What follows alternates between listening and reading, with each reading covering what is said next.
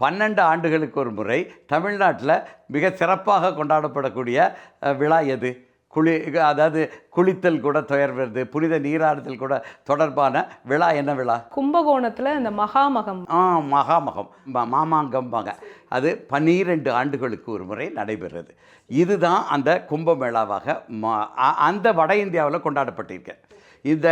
நீங்கள் இந்த கும்பகோணத்து வரலாறு எடுத்தீங்கன்னா, இந்த நம்ம மகாமகம் எப்போ எதற்காக கொண்டாடுகிறார்கள் என்றால், பிரளய காலத்தில் உலகமே அழிந்து போய்விட்டது, திருப்பி உயிரினங்கள் பயிரினங்கள் தோன்ற வேண்டும்.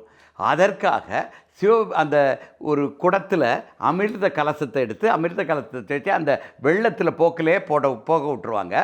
எந்த இடத்துல உயிர்கள் திருப்பி தோன்ற வேண்டுமோ அந்த இடத்துல சிவபெருமான் தனது அம்பை வைத்து எய்தி அந்த குடத்தை உடைச்சி அமிர்த கலசம் எல்லா இடத்துலையும் சிந்தி அந்த இடத்துல அங்கேருந்து உயிர்கள் திருப்பி தோன்ற ஆரம்பிக்கும்.